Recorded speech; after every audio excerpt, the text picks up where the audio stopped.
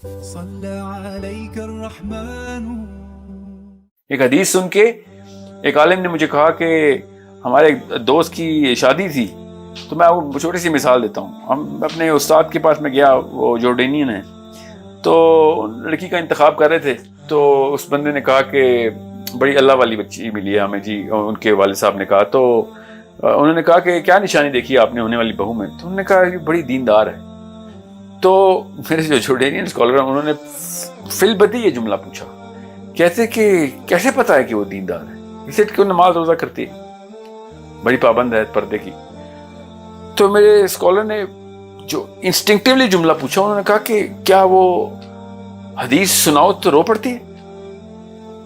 ہمارے لیے یہ بات سوچنا ہی ایک عجیب سی بات تھی کہ حدیث سن کے روتے کیوں ہیں. ٹھیک ہے، یہ آپ کو میں اس لیے بتا رہا ہوں واقعہ کیونکہ سیدنا ابو بکر اللہ کے نبی علیہ السلام کے ساتھ سیدنا عمر اور ابو بکر ایمن کی طرف گئے اللہ کے نبی علیہ السلام کے وصال کے بعد. تو انہوں نے آپ پوچھا کہ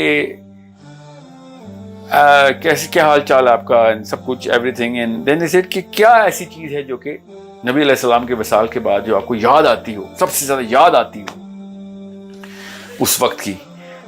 تو سیدنا ابو بکر نے کہا کہ جو سب سے زیادہ مجھے کمی محسوس کرتا ہوں نا، وہ یہ ہے کہ اب وہی نہیں آتی، اب وہی نہیں آتی. اور تینوں رونا شروع ہو گئے کہ کتنا بڑا نقصان ہو گیا اللہ کے نبی علیہ السلام کے وصال کی وجہ سے امت کا، کہ وہ جو ایک واقعہ اتنا بڑا ہوتا تھا کہ اللہ تعالیٰ بات چیت کر رہے تھے، اللہ تعالیٰ ڈائریکٹ ہم سے بات چیت روز کرتے ہوتے تھے، وہ سلسلہ ختم ہو گیا اللہ کے نبی علیہ السلام کے وصال کی وجہ. کس مسلمان کو رونا آئے گا اس بات؟ یہ سائیکالوجی کوئی اور ہے جو کہ اس طرح کے آنسو دل کو اس طرح جا کے پکڑ لے. ہمیں اپنے ماں باپ کے مرنے کا کوئی رونا نہیں آتا، تو اللہ تعالیٰ کی بات کی تو ویلیو جو ہے نا، وہ پھر اللہ تعالیٰ کے زبان میں کہ جو عرب والے لوگ ہیں وہی سمجھ سکتے تھے.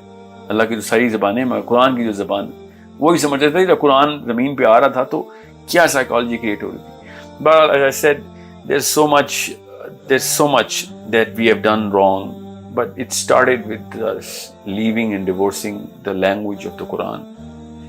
امام شافعی نے رحم اللہ نے ارشاد فرمایا کہ عربی سیکھنا واجب ہے. اس کا مطلب ہے کہ اس کا سوال ہوگا، واجب کا سوال ہوگا، آپ عربی کیوں نہیں سیکھی آپ؟ ٹھیک ہے. ایک اور میں آپ کو فضائل کی حدیث ہے وہ سناؤں کہ جب اللہ تعالیٰ جنت کا فیصلہ کر چکے ہوں گے، دوزخ کا فیصلہ کر چکے ہوں گے، تو جنتی جو ہیں وہ جنت کی طرف چل رہے ہوں گے، دوزخی دوزخ کی طرف چل رہے ہوں گے.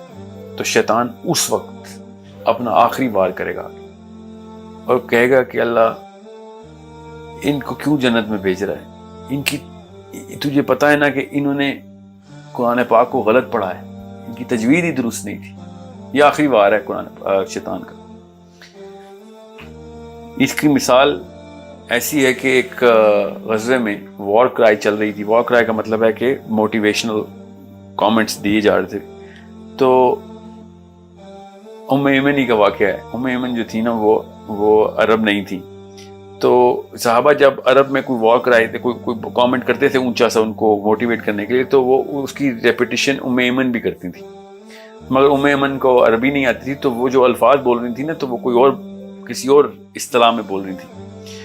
تو 2-3 دفعہ جب انہوں نے موٹیویشن کرنے کے لیے بات کی تو اللہ کے نبی علیہ السلام نے ان کو روک دیا کہ آپ نہ کرائیں، آپ کچھ اور ہی بول رہی ہیں. So it's such a big thing when you look at these sort of things and you understand کہ ہماری کیا اوقات کہ ہم سمجھ بھی سکیں کہ صحابہ کون تھے. اور میں جاتے جاتے ایک فرق بتا دوں ایک عام امتی اور صحابی میں، کہ ایک سچا خواب ہے جو کہ کافی لوگوں کو آیا ہے. علماء بیان کرتے ہیں اس خواب کو. ایک شخص نے آگے خواب سنایا اپنا، اور اس نے کہا کہ میں نے دیکھا کہ میں ایک جیپ میں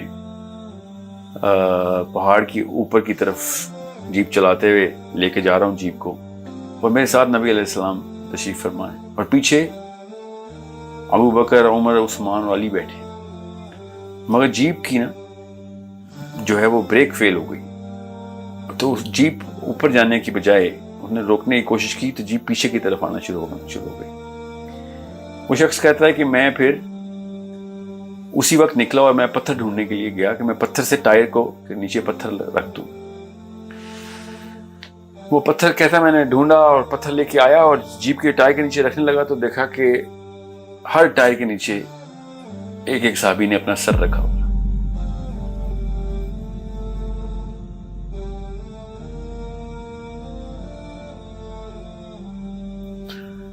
صحابی کسی اور دنیا میں رہتے ہیں, وہ اللہ کے نبی علیہ السلام کو بھی کسی اور طریقے سے دیکھتے ہیں. ہم لوگ کسی اور ہی دنیا میں رہتے ہیں, ہم نبی علیہ السلام کو بھی کسی اور ہی نظر سے دیکھتے ہیں. ہماری نیت میں مسئلہ نہیں ہے, ہماری سائیکالوجی میں مسئلہ ہے. اور یہ سائیکالوجی کا بہت بڑا اثر زبان سے ہوتا ہے. وہ زبان جس میں اللہ تعالیٰ نے کلام کیا وہی نہیں ہم نے سمجھی تو ہمیں کیا سمجھ آنی کہ اللہ تعالیٰ اصل میں کیا کہنا چاہتے ہیں. So it's a big problem. It's a big problem. Instead of me putting my head under the tire of the Jeep, I'll also look for the closest stone کہ میں اپنی نیت سے تو میں بہترین عمل ہی کر رہا ہوں اللہ کے نبی علیہ السلام کی حفاظت کا.